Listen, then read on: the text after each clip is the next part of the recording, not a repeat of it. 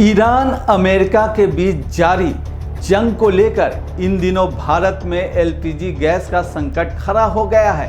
इस दौरान संसद से सड़क तक बवाल देखने को मिल रहा है। इस मुद्दे पर सियासत भी तेज हो गई है और विपक्ष केंद्र सरकार की विदेश नीति पर सवाल उठा रहा है।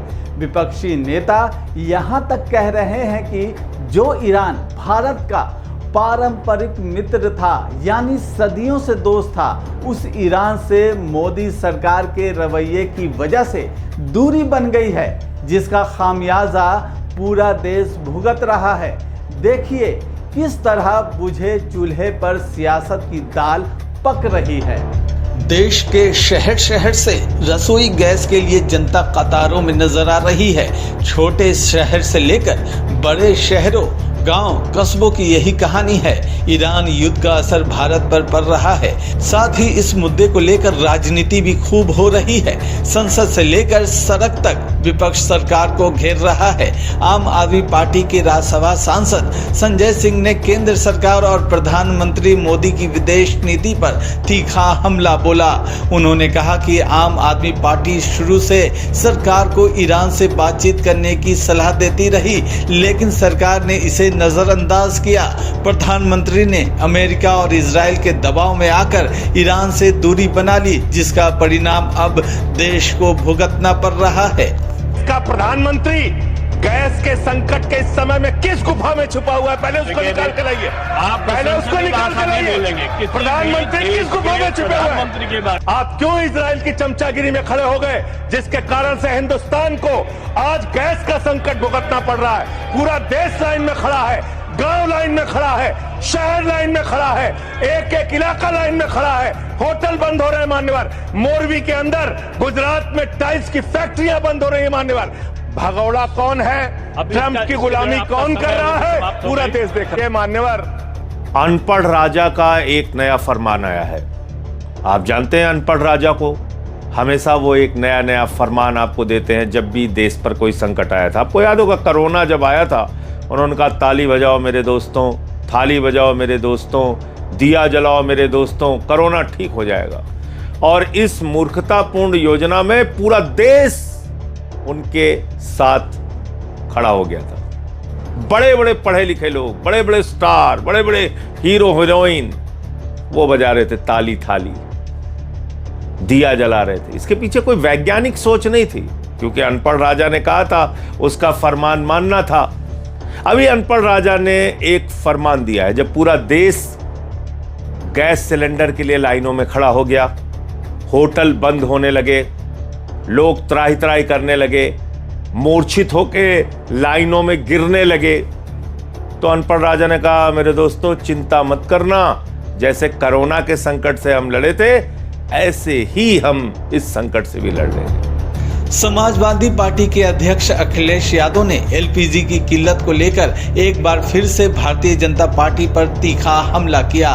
सपा अध्यक्ष ने कहा कि जो लोगों को नौकरी और रोजगार नहीं दे पाए, वो एलपीजी भी नहीं दे पा रहे हैं। हर जगह लंबी लंबी कतारें लग रही हैं। अयोध्या के सीता रसोई में भी लापता गैस है। अफवाहजीवी में अफवाहजीवी भारतीय जनता पार्टी में सब शामिल हैं। और याद रखना, भारतीय जनता पार्टी राजनीतिक दल नहीं है, ये गैंग है, गैंग। ये गैंग है और झूठ बोलने में नंबर 1 है। और कब कब झूठ बोला है इन्होंने। नोटबंदी से कहा भ्रष्टाचार खत्म हो जाएगा, जीएसटी से कहा कि व्यापार अच्छा हो जाएगा, और सबको लाइन में लगाया कोविड में। और आज फिर कौन नहीं जानता कि एलपीजी नहीं है। सब जानते हैं कि रेस्टोरेंट बंद हो रहे हैं। ठेला के जो काम कारोबार करते थे, ठेले वाले अपना काम कारोबार नहीं कर पा रहे हैं। छोटा मोटा कारोबार करते थे, रेस्टोरेंट चलाते थे, होटल चलाते थे, वो सब बंद हो रहे हैं। ये कौन है? और लंबी लंबी लाइनें लग रही हैं और ये आंख बंद करके बैठे हुए हैं। बनारस में जाइए, जहाँ मंदिर में भोजन बनता था, प्रसाद बनता था, आज वहाँ एलपीजी नहीं है, गैस लापता है। अयोध्या सीता रसोई में लापता गैस है।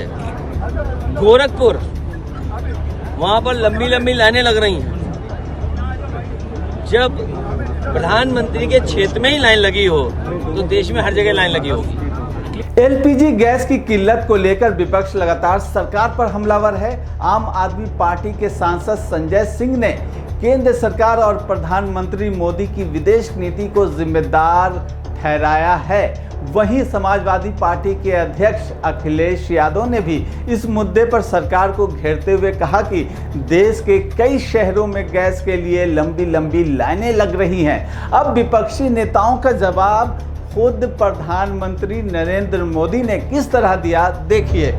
हालांकि दुनिया भर में ईंधन संकट के बीच प्रधानमंत्री नरेंद्र मोदी ने देश को भरोसा दिलाया है कि भारत की एनर्जी सिक्योरिटी पूरी तरह से सुरक्षित है। प्रधानमंत्री ने देश में एलपीजी सप्लाई को लेकर फैलाई जा रही आशंकाओं पर कड़ा रुख अपनाया है। उन्होंने बिना नाम लिए निशाना साधते हुए कहा कि कुछ लोग जानबूझकर डर का माहौल पैदा कर रहे हैं। कुछ लोग एलपीजी को लेकर पैनिक फैलाने की कोशिश कर रहे हैं। ऐसा करके वे न केवल खुद को बेनकाब कर रहे हैं बल्कि देश के हितों को भी नुकसान पहुंचा रहे हैं।